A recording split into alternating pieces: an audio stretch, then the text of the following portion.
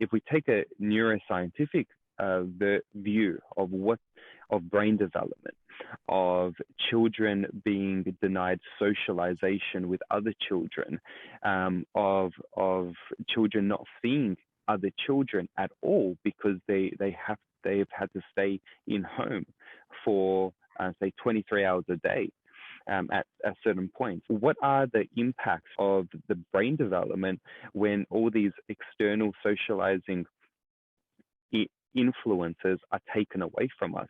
One of the big impetus to the idea that environment is so important in the development of young children, toddlers, babies, people in the crib, early development is so important. It came from the Romanian children through the 70s and 80s who had very little physical contact, and they really a messed up group.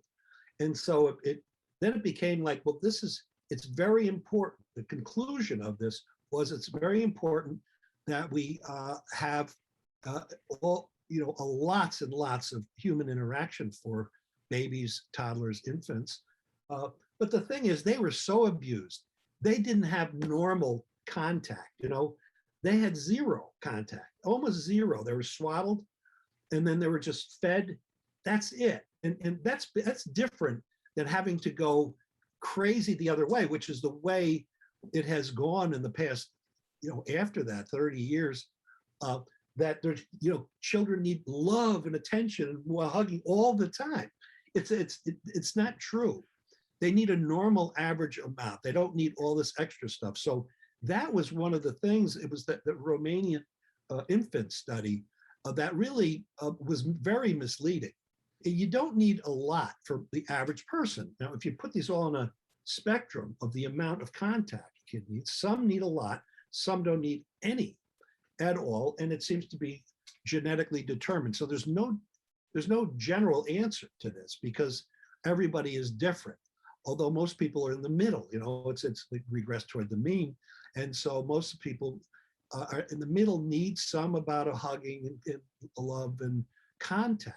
But it went from the Romanian babies to this ridiculousness afterwards, where you have to be with your child all the time, giving them support.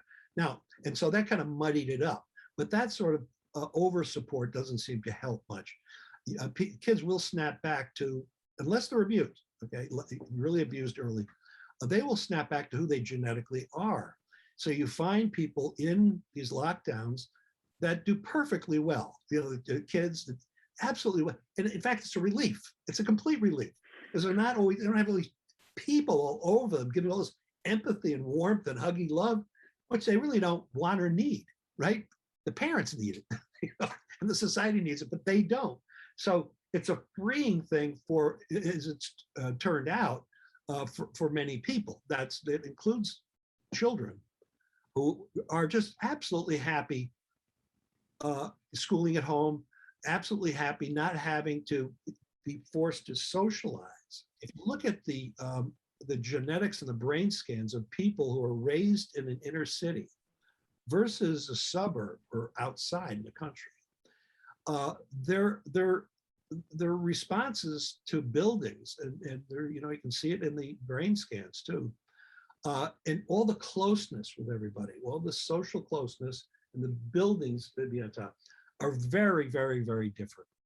And people will, not surprisingly, choose the outback versus downtown in the middle of the city.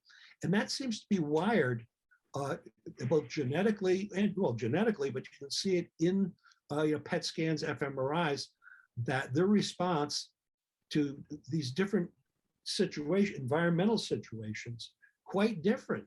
And so again, what the point is that there's so much individual differences. It's hard to have this conversation about the generalities of it,